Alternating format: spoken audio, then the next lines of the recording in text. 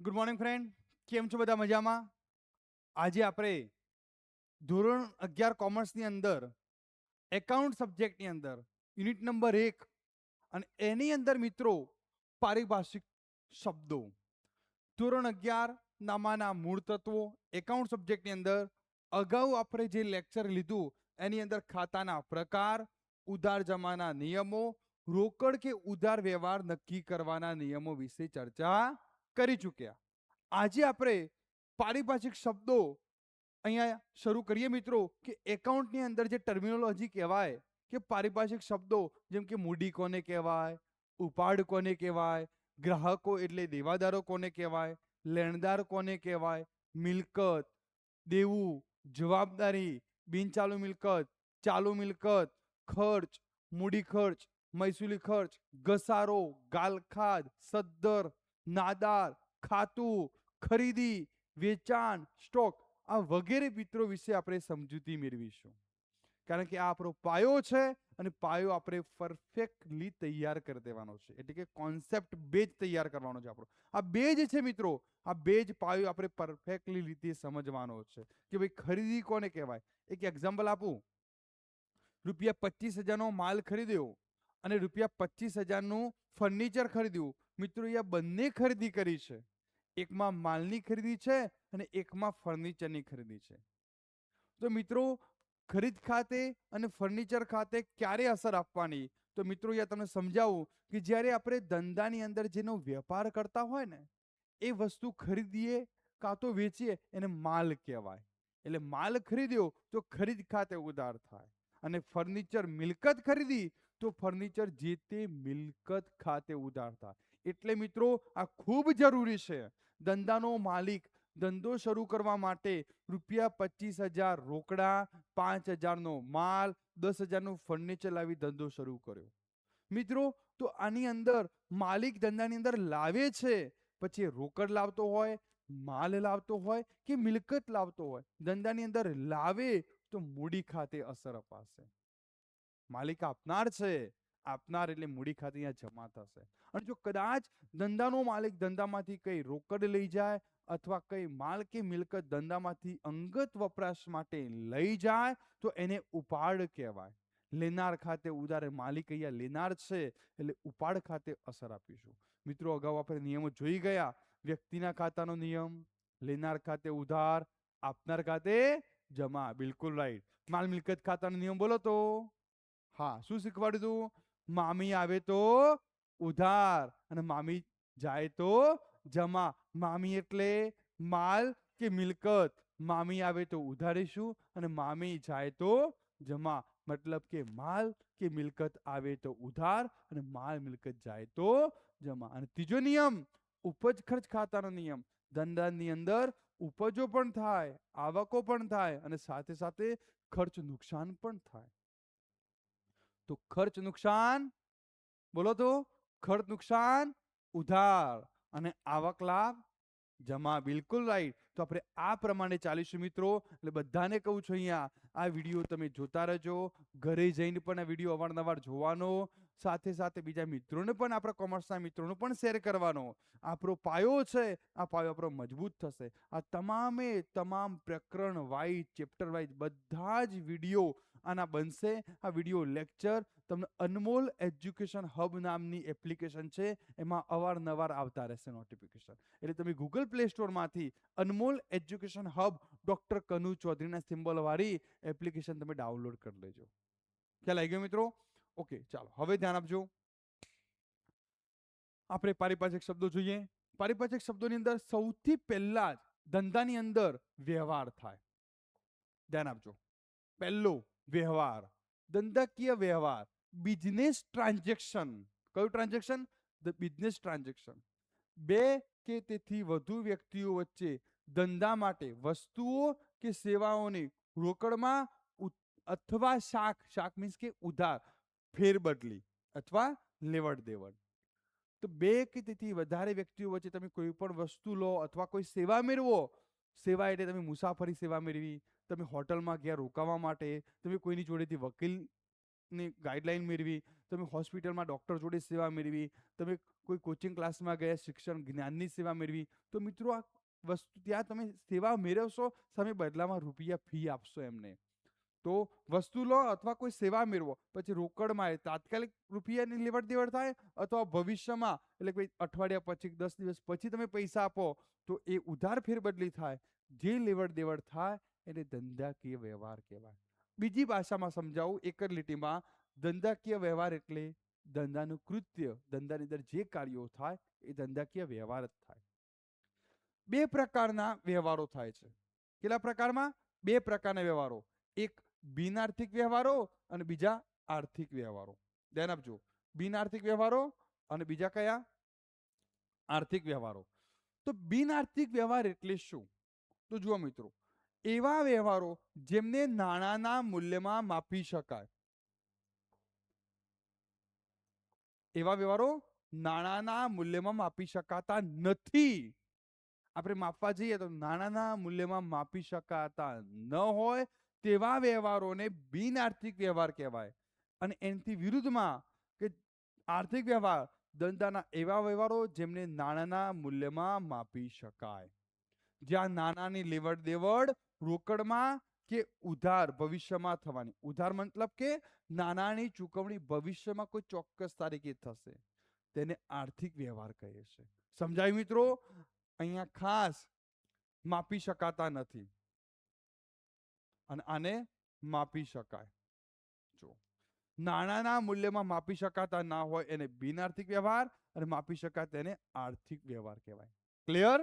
ચલો હવે આર્થિક વ્યવહારની અંદર સમજાવું, જે વ્યવહારમાં માલ, મિલકત કે સેવાના બદલામાં નાણાં મળે છે કે ચૂકવવામાં આવે છે તેને રોકડ વ્યવહાર કહેવાય.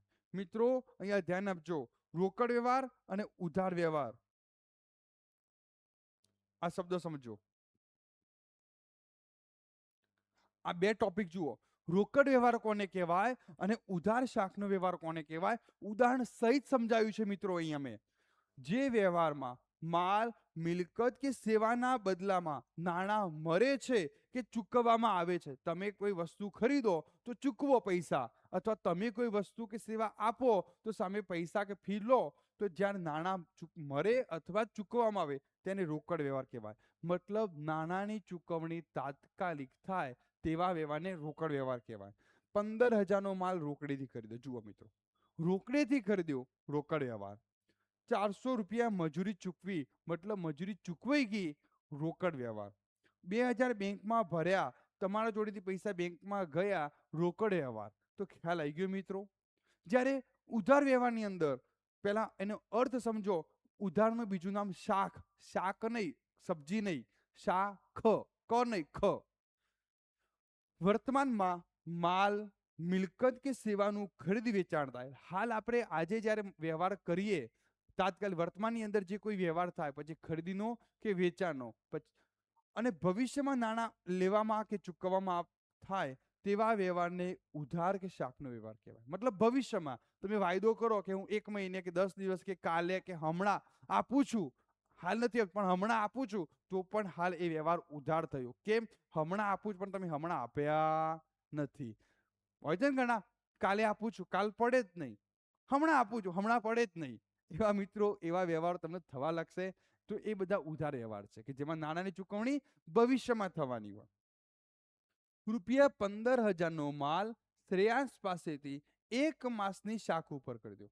મિત્રો એ શબ્દ જ લખ્યો છે, શાખ એટલે ઉધાર ખરીદ્યો. 1 માસ પછી પૈસા આપશે શ્રેયાંશ. શ્રેયાંશ પાસેથી ખરીદ્યો તો શ્રેયાંશને આપણે 1 મહિના પછી પૈસા આપવાના છે. ઉધાર વ્યવહાર.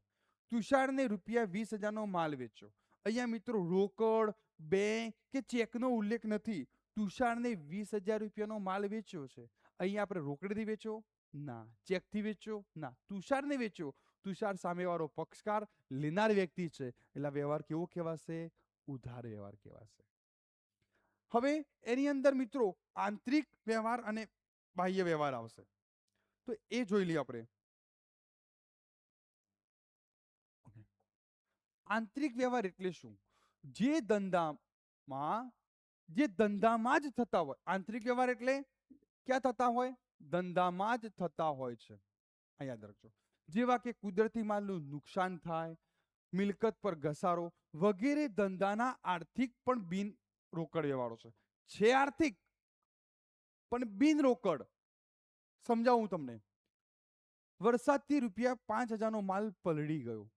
મિત્રો જુઓ, વરસાદથી માલ પલળી ગયો, ઓકે, વ્યવહાર આપણો નુકસાન થયું, પણ એ નથી રોકડ કે નથી ઉધાર. પલળી જાય કોઈની પાસેથી માગશો તમે? સરકારને કહેશો, ગામના સરપંચને કહેશો મારો માલ પલળી ગયો, લાવો મને પૈસા? કોઈ પૈસા નહીં આપે. એ પછી હાલ પણ નહીં મળે કે આવતીકાલ ભવિષ્યમાં પણ નહીં મળે. તમારા દુકાન ધંધાની અંદર ચોરી થઈ, કેવો વ્યવહાર કહેવાશે? ધંધાની અંદર ₹25,000નો માલ ચોરાઈ ગયો, કયો વ્યવહાર થશે મિત્રો? રોકડ? ઉધાર? ના, છે આર્થિક પણ નથી રોકડેથી કે નથી ઉધાર. ચોરી કરવા વાળો વ્યક્તિ પૈસા મૂકીને જશે કે મેં ભાઈ 25,000નો માલ તમારા દુકાનમાંથી હું ચોરી કરવા આવ્યો છું અને ₹25,000 ગલ્લામાં મૂક્યા છે, સાચવીને લઈ જજો. મૂકીને જશે, ગલ્લામાં હશે એ પણ લઈ જશે, ભાઈ ચોરીના ઈરાદે આવ્યો છે. અથવા ચિઠ્ઠી મૂકીને જશે કે ભાઈ ₹25,000નો માલ હું આજે મારી જોડે પૈસા નથી એટલે ચોરી કરું છું અને પછી મહિના પછી આવીને પૈસા હું ગલ્લામાં મૂકી જઈ. હે, તમે મને બાકીમાં માલ નહીં આપો એટલા માટે હું માલ ચોરી કરું છું અને મહિના પછી ₹25,000 આવીને પાછો મૂકી જઈ. આવશે? ચોરાઈ ગયો, નુકસાન થઈ ગયું ધંધાની અંદર.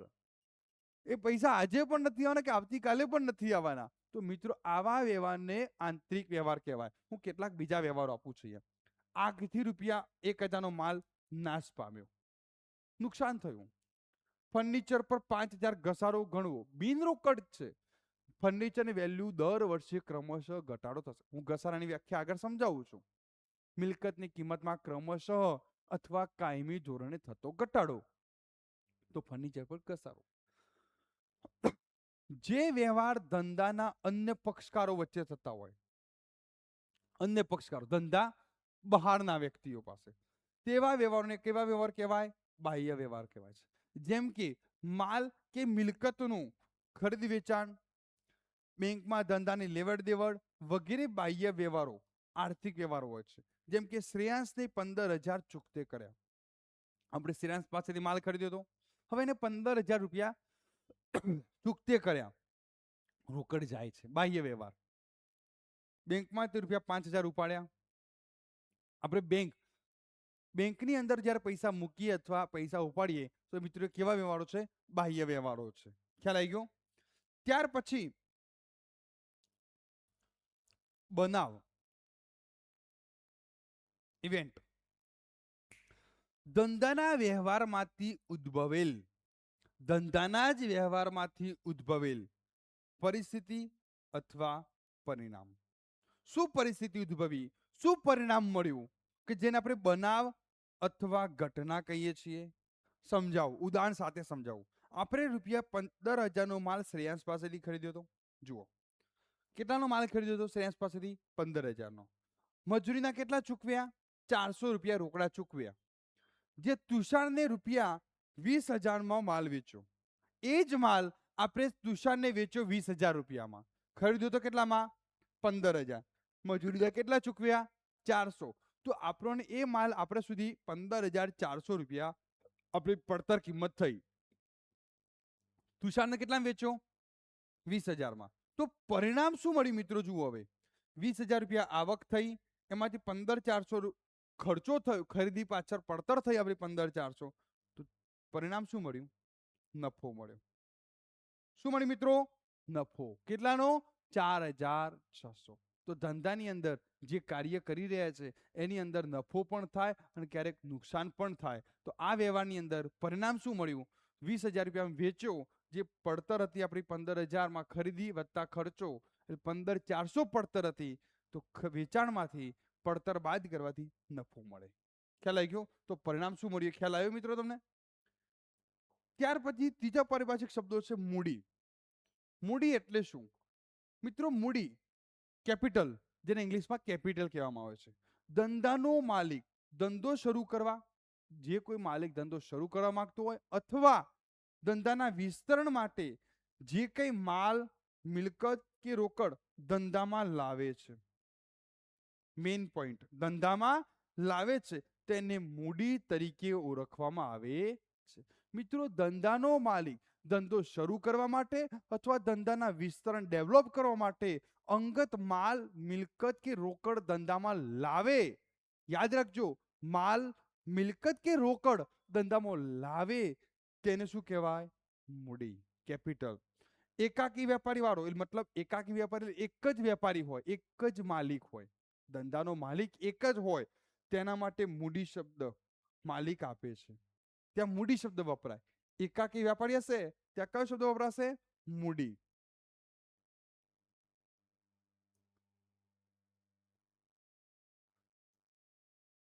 જ્યારે ભાગીદારી પેઢી માટે, ભાગીદારી પેઢીની અંદર ઓછામાં ઓછા 2 અને વધુમાં વધુ 50 ભાગીદારો હોઈ શકે. ત્યાં પણ મૂડી જે ધંધાના ભાગીદારો આપે છે તો ત્યાં પણ મૂડી વપરાય છે. જુઓ, એકાકી વેપારી, ભાગીદારી પેઢી, ત્યાં મૂડી શબ્દ વપરાય છે. જ્યારે કંપનીની વાત કરીએ ત્યાં શેર મૂડી શબ્દ વપરાશે. કયો શબ્દ વપરાશે? શેર મૂડી. આ યાદ રાખજો, કંપનીની અંદર શેર મૂડી જે શેર હોલ્ડરો આપે છે, જેમાં ઇક્વિટી શેર મૂડી વધુ પ્રચલિત છે. ઇક્વિટી, પ્રેફરન્સ, એમાં ઇક્વિટી શેર મૂડી વધુ પ્રચલિત છે. યાદ રાખજો મિત્રો. ₹50,000 રોકડા, 20,000 નો સ્ટોક, 15,000 નું ફર્નિચર લાવી ધંધો શરૂ કર્યો. ધંધો શરૂ કર્યો તો આ ધંધાનો માલિક જ્યારે ધંધાની અંદર જે કંઈ લાવે તો એને મૂડી તરીકે ઓળખવામાં આવે છે.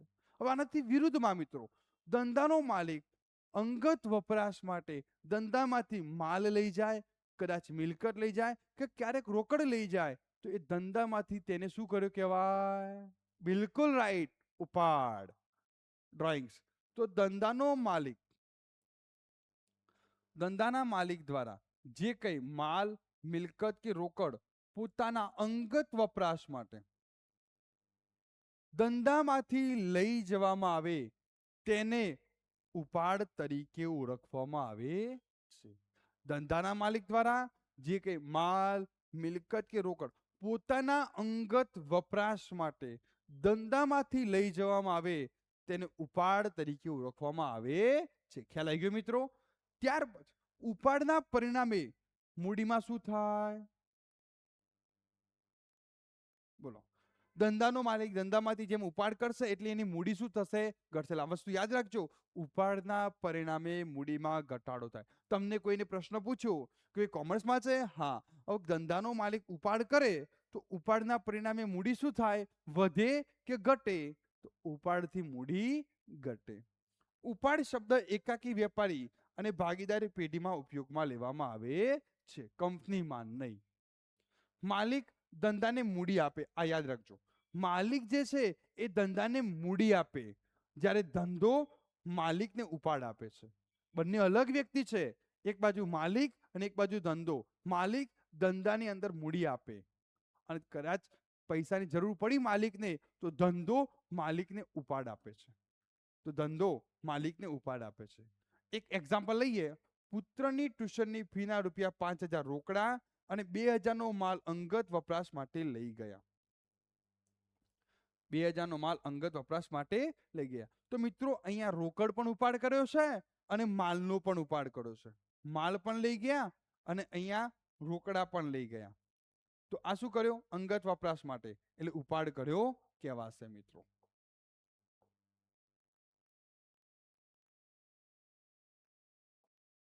ખ્યાલ આવી ગયો? ત્યાર પછી મિત્રો નેક્સ્ટ આવે છે જવાબદારી. મિત્રો, અહીંયા જવાબદારીના પ્રકાર છે. જવાબદારી કે જેને લાયબિલિટી કહેવાય ઇંગ્લિશની અંદર. શું કહેવાય? લાયબિલિટી. જવાબદારી, આપણું કેટલું દેવું છે, આપણી જવાબદારીઓ કેટલી છે. ધંધાએ બીજા બાહ્ય પક્ષકારોને કે આંતરિક પક્ષકારોને ચૂકવવાની થતી રકમ, એનું શું કહેવાય? જવાબદારી. સમજાવું મિત્રો, એ ધ્યાન આપો. ધંધા દ્વારા જે કોઈ ઉધાર ખરીદેલ માલ કે મિલકત કે સેવા અંગેની ચૂકવવા પાત્ર રકમ અથવા ઉછીના લીધેલા નાણાં પરત કરવા પાત્ર રકમને શું કહેવાય? જવાબદારી. ધંધાએ જરૂર પડે તો કોઈની પાસેથી લોન સ્વરૂપે અથવા ઉછીના નાણાં લીધા હોય તે પાછા તો આપવા પડશે ને, અથવા કોઈ માલ કે મિલકત ધંધાની અંદર બાકીમાં લાવ્યા હોય તો એ પક્ષકારને પૈસા ચૂકવવા તો પડશે ને.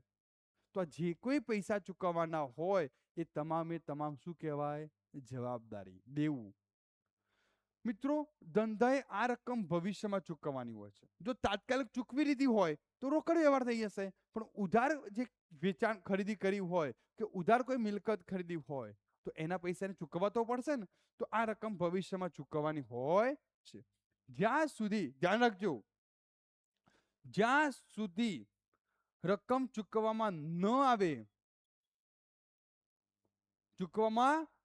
આવે ત્યાં સુધી તે ધંધાની જવાબદારી કે દેવું કહેવામાં આવે છે. ધંધો જ્યાં સુધી આ રકમ ન ચૂકવે ધંધામાંથી ત્યાં સુધી તે ધંધાની જવાબદારી કે દેવું કહેવાય છે. 15,000 નો માલ શ્રેયાંશ પાસેથી આપણે 1 માસની શાખ ઉપર ખરીદ્યો હતો, તો આ દેવું છે. જ્યાં સુધી શ્રેયાંશને 15,000 નાણાં ન ચૂકવાય ત્યાં સુધી દેવું જવાબદારી બનશે. 8% SBI બેંકમાંથી ₹1 લાખની લોન લીધી, તો મિત્રો આ લોન એ દેવું જવાબદારી છે. આપણી દેવું છે, આપણે લોન લીધી તો ધંધાની અંદર જ્યારે પૈસાની જરૂર પડે અને આપણે કોઈની પાસેથી ઉછીના કે બેંકમાંથી પૈસા કે લોન સ્વરૂપે લઈએ, એ ધંધાની જવાબદારી છે. ગીતાંજલિ ફર્નિચર માર્ટમાંથી 50,000 નું ફર્નિચર ખરીદ્યું. મિત્રો, ફર્નિચર આપણી મિલકત છે, તો આ જે ખરીદી કરી છે મિલકત, એ ફર્નિચરના પૈસા ગીતાંજલિ ફર્નિચર માર્ટને જ્યાં સુધી ન ચૂકવાય ત્યાં સુધી શું બનશે? જવાબદારી. એના પ્રકાર છે મિત્રો, જવાબદારી, દેવાના પ્રકાર, આંતરિક જવાબદારી અને બાહ્ય જવાબદારી. આ સંબંધના આધારે આંતરિક કોને કહેવાય, બાહ્ય કોને કહેવાય એ પણ સમજાવું છું મિત્રો. આ બંનેની અંદર, આંતરિક અને બાહ્ય બંનેની અંદર ચાલુ જવાબદારી અને બિનચાલુ જવાબદારી, ચાલુ અને બિનચાલુ. મિત્રો, ચાલુ અને બિનચાલુ કોને કહેવાય એની વિગતે આપણે ચર્ચા કરીએ છીએ. સમયના આધારે. કોના આધારે છે? સમય. કોઈ પૂછે સમયના આધારે જવાબદારીના પ્રકાર કયા, તો ચાલુ જવાબદારી, બિનચાલુ જવાબદારી. જ્યારે સંબંધના આધારે આંતરિક અને બાહ્ય જવાબદારી. હવે જુઓ, આંતરિક જવાબદારી વિશે સમજાવું. આંતરિક જવાબદારી અને બાહ્ય જવાબદારી. આંતરિકને ઇન્ટરનલ કહેવાય અને આને એક્સટર્નલ કહેવાય, લાયબિલિટી. આંતરિક એટલે હિસાબી પદ્ધતિમાં ધંધો અને માલિક એક અલગ વ્યક્તિ. મેં પહેલા જ તમને કહ્યું, એક બાજુ માલિક અને એક બાજુ ધંધો, બંને અલગ વ્યક્તિ તરીકે ઓળખવામાં આવે છે. હવે એની અંદર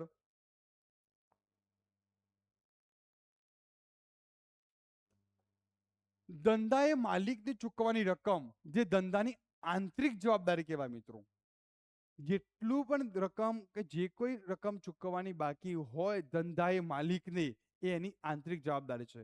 માલિક ધંધાની અંદર શું આપે? મૂડી આપે ને. એ પછી માલ સ્વરૂપે, મિલકત સ્વરૂપે કે રોકડ સ્વરૂપે ધંધાની અંદર આપે, એનું શું કહેવાય? મૂડી. તે મૂડી જે છે એ ધંધા માટે આંતરિક જવાબદારી કહેવાય. કારણ કે ધંધાને કોને આપી આ રકમ? માલિકે આપી. તો માલિકને પાછી તો આપવી પડશે ને કમાવીને. ઓકે, એનું સંચાલન તો માલિક જ કરવાનો છે, પણ એ શું કહેવાય? ધંધા માટે જવાબદારી. કેવી? આંતરિક જવાબદારી. ₹50,000 રોકડા, 20,000 નો સ્ટોક, 15,000 નું ફર્નિચર લાવી ધંધો શરૂ કર્યો. આ મૂડી આંતરિક જવાબદારી કહેવાય. કઈ જવાબદારી કહેવાય? આંતરિક જવાબદારી. ધંધા દ્વારા ત્રાહિત પક્ષકારને, હવે બાહ્ય જવાબદારી વિશે જોઈએ. ત્રાહિત પક્ષકારી એટલે માલિક સિવાય કોઈ પણ વ્યક્તિ, ધંધો અને માલિક સિવાય કોઈ પણ વ્યક્તિ, જેને ત્રાહિત પક્ષકાર કહેવાય, ત્રીજો પક્ષકાર, પાસેથી ઉધાર ખરીદેલ માલ મિલકત કે સેવા અંગેની ચૂકવવા પાત્ર રકમ અથવા કોઈની પાસેથી ઉછીના લીધેલા નાણાં પરત કરવા પાત્ર રકમને કઈ જવાબદારી કહેવાય? બાહ્ય જવાબદારી. ખ્યાલ આવી ગયો? તો અગાઉ આપણે જે બે ઉદાહરણ જોયા કે 15,000 નો માલ શ્રેયાંશ પાસેથી 1 માસની શાખ ઉપર ખરીદ્યો તો શ્રેયાંશ એ ત્રાહિત પક્ષકાર છે, એટલે બાહ્ય જવાબદારીમાં આવે. અને SBI માંથી જે લોન લીધી હતી એ લોન SBI બેંકમાંથી લીધી, એ પણ ત્રાહિત પક્ષકાર છે, એટલે બાહ્ય જવાબદારી આવે. હવે છેલ્લું આપણે આજે આ ટોપિક જોઈએ અને પછી નેક્સ્ટ બીજો વિડીયો બનાવીએ, બીજું લેક્ચર, જેથી કરીને આપણે વિડીયો બહુ લાંબો ન બને અને તમને જોવામાં પણ મજા આવે. તો ચાલુ જવાબદારી, બિનચાલુ જવાબદારી, કરંટ લાયબિલિટી અને નોન કરંટ લાયબિલિટી. કરંટ ચાલુ, નોન કરંટ બિનચાલુ. મિત્રો, આ સમયના આધારે છે, તો એનું અહીંયા ટેબલ બનાવ્યું છે, જોઈ લો. સમયના આધારે ચાલુ જવાબદારીનું બીજું નામ શું છે? ધ્યાન રાખજો, ટૂંકા ગાળાની. જ્યારે બિન ચાલુ જવાબદારીનું બીજું નામ શું છે? લાંબા ગાળાની. તો ચાલુ કે જેનો સમયગાળો ટૂંકો હોય, બિન ચાલુ જેનો સમયગાળો લાંબો હોય. આ જવાબદારી ધંધાએ 1 વર્ષની અંદર 1 વર્ષમાં ચૂકવવાની હોય કે જેનો સમયગાળો ચાલુ ટૂંકો ગાળો. જ્યારે આ જવાબદારી ધંધાએ 1 વર્ષ કરતા વધારે સમયમાં 1 વર્ષ કરતા વધારે સમયમાં ચૂકવવાની હોય તો એને કઈ જવાબદારી કહેવાય?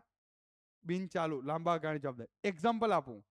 ચાલુ જવાબદારીનું એક્ઝામ્પલ જુઓ કે જેનો સમયગાળો ટૂંકો છે અને 1 વર્ષની અંદર ચૂકવવાની છે. તો તમે ઉધાર ખરીદેલો માલ હોય, કોઈ ખર્ચા ચૂકવવાના બાકી હોય, તો આપણું હિસાબી વર્ષ 31 માર્ચે પૂરું થાય ત્યાં સુધીમાં તમારે ચૂકવવાની હોય છે. પછી 15 દિવસે ચૂકવો, 1 વર્ષે ચૂકવો, અથવા ઓછામાં ઓછા તમારે વધુમાં વધુ 1 વર્ષની અંદર જે તમે ચૂકવી દો અને ચાલુ જવાબદારી એટલે કે ટૂંકા ગાળાની જવાબદારી કહેવાય.